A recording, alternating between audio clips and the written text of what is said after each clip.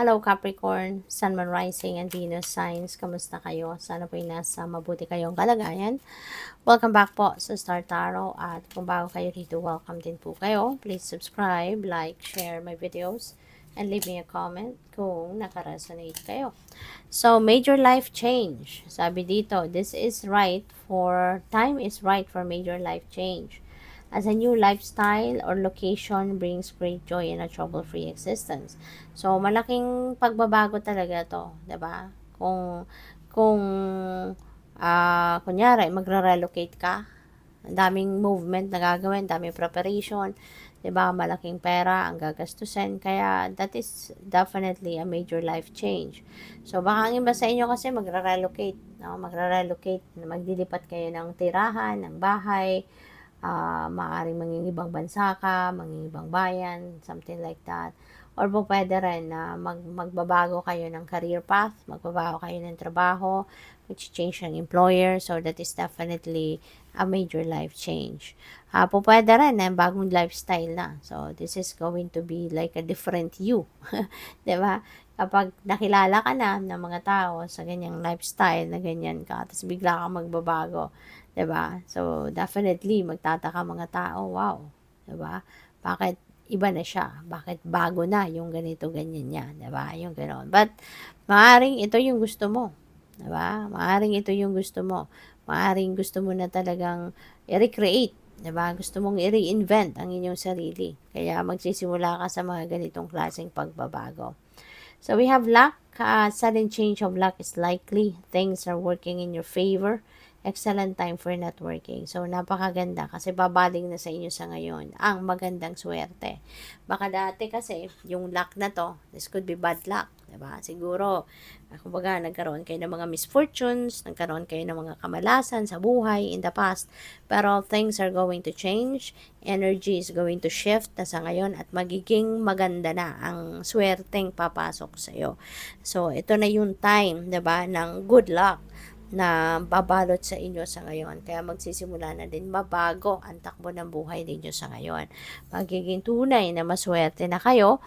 Things are going to fall into its right places na siguro at magkakaroon na ng magandang resulta ang mga ginagawa ninyo. So, pabor na, kumbaga, no, ang mga pangyayari sa buhay mo sa iyo sa ngayon. So, this is also a time for excellent time for networking. So, po pwedeng networking ito sa negosyo, negosyo related, pwedeng ganun. Or po pwede rin na mag-expand ngayon, no, yung inyong mga pakikipagkaibigan. Maaring sa ngayon, mag-expand na din kayo ngayon ng friendships, 'di ba? So, mas marami na kayong mamimit, no, na bagong kaibigan. So, signs, your future positive direction will reveal itself. Any doubts and confusion will soon disappear. Ayan.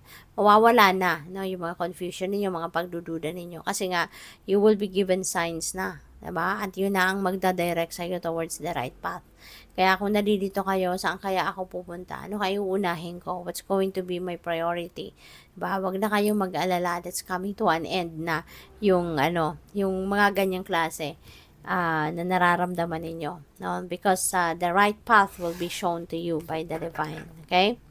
So, by the way, maraming salamat for subscribing. And if you haven't subscribed yet, subscribe na kayo. And maraming salamat din for not skipping the ads kasi malaking bagay po yan sa akin. Thank you. And kung gusto po ninyo na mag-join sa membership, just click the join button po sa baba ng video. So, we have Moon. Pay attention to your intuition at this time and move ahead confidently. Okay? Napaka-importante talaga na lagi tayong makikinig sa ating intuition kasi nga, that's our 24/7 na guide, diba? That is our most reliable guide, yung ating intuition. Kaya lagi talaga tayong dapat na makinig dyan kasi yan ang magagabay sa atin patungo sa tamang daan, diba? Kung saan tayo dapat papunta, diba? So, what else? We have birth. Universal energy brings you opportunity and possibility. Ayan. So, this is a new beginning, definitely. No, yung birth, this is a new beginning. You're giving birth to something new, siguro. Bagong trabaho, bagong negosyo, bagong enterprise, bagong relationship, 'di ba? bagong siguro magpapakasal na kayo. So that is definitely bagong level, no, ng inyong commitment. Or pwede rin talaga na mayroon ditong mag-welcome ng bagong baby, diba? Baka mayroon ditong manganganak talaga sa inyo. Kung hindi man kayo, baka yung person ninyo, something like that. Or someone you love, diba? Baka yung bagong baby ito lalabas, baka apo ninyo, diba? Or pamangkin ninyo, pwedeng ganon. So, good luck. We have thorns. Withering the challenges ahead will bring in a new positive future. Yeah. Kasi nga naman, diba?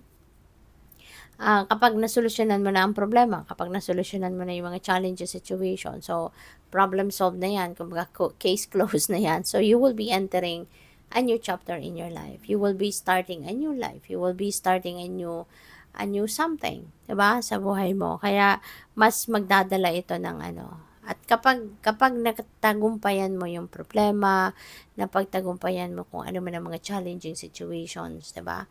Mas nagigain ka dyan ng wisdom, nagigain ka ng more lessons, 'di ba, in life. Kaya mas ano ka, magiging confident ka as you head towards a new beginning in your life, mas magiging confident ka na, 'di ba? Mas marami kang magagawang bago na mabuti, positibo ang magiging epekto sa buhay mo. Kasi marami ka nang natutunan, 'di ba? Marami kang additional na natutunan sa buhay. So we have unity. Yan, a time of divine understanding, renewal, peace, and hope. You radiate and attract great love. All right? So, this is the time as well, no, Capricorn, na you will be attracting siguro your person, no, your future na magiging asawa or future na magiging jowa, yung ganon. So, this is the time na lalo-lalo na kung single ka pa. So, baka dito makikilala mo pala ngayon yung magiging jowa mo. 'Di ba? Yung twin flame mo, yung soulmate mo, yung ganyan. At baka, no, mayroon ditong mag-aasawa. Pwedeng mayroon ditong magpapakasal. 'Di ba? Maybe yung maaring magkikilala mo pa lang, pwedeng mauwi ito sa kasalan agad. 'Di ba? This could be whirlwind romance. Pwedeng ganon. So, good luck. Thank you for watching. Love and light. Namaste.